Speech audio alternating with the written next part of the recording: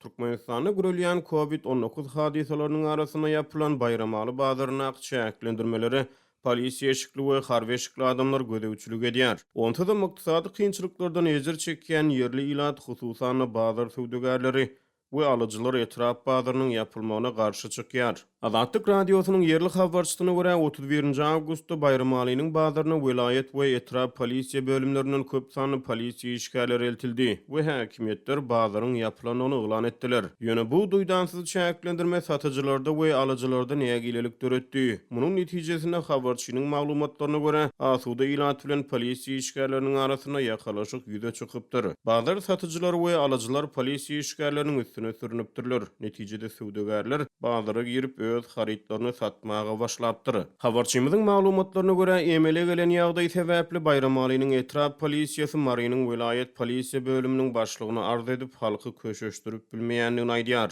Munyň ýa-ni 1-nji sentýabr güni bayramaly etrawyna Aşgabatdan jemgyýetçilik tertibini goramak boýunça polisiýa bölüminiň işgärleri urudylypdyr. Olar bayramalynyň Sultan Sanjar köçetini, Galkynyş köçetini we 1-nji jaý toplum köçetini bekläp piýadalaryň we awtowluglaryň hereketini çäklendiripdirler. Köpçüliklüň çäklendirmelere garşy çykan yerli ýaşaýjylaryň arasynda habarçymyzyň maglumatlaryna görä onlarça adam tutsak edilip bayramalynyň polisiýa edarasyna ekdildi. Milli howpsuzlyk ministrliginiň yerli edarasynyň bir işgäri paýtagtdan getirilen uniformaly adamlaryň polisiýanyň ýörüýi togullugynyň işgärlerdigini aýdýar. Aşgabatdan baran polisiýa işgärleri ýokunç keseliň görülüp eşdilmedik derejede giň ýaýraýanlygyny, oňa garşy goranmagyň wajypdygyny aýdyp yerli ilatyň arasyna bazara barmadlyk barada düşündürüş işlerini geçiripdirler. Yerli ýaşaýjylar keseliň öňüni almak çärelerini özleriniň goldaýanlyklaryny, ýöne çäklendirmeleriň arasyna her hojalygy belli möçberlerde un, ýag, et, yaralma, sogun we iň bolmany her 10 günde bir gezek 100 manat berilmegini soradylar. Yerli ýaşaýjylar hukuk goraýjy edaralaryň işgärlerini özleriniň üpçünçilik ýagdaýlarynyň yaramazlygyny aýdyp nägilelik bildirýärler.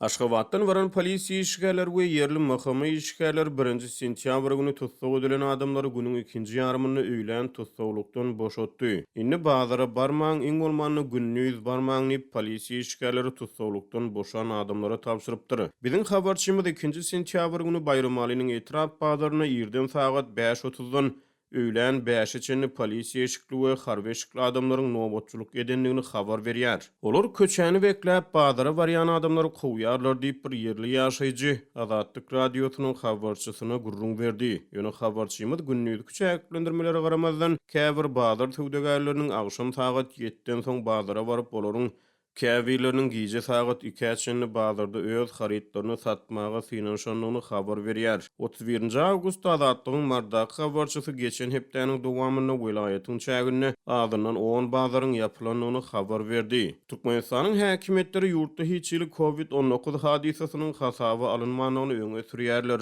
Ýöne Azatlyk radiosynyň habarçylary Lukmanlara we yerli ýaşaýjylara salgylanyp hususan soňky günlerde Türkmenistanda koronavirus hadisalarynyň we koronavirus bilen bagly ölümleriň hasa ýokurlanýanyny habar berdiler.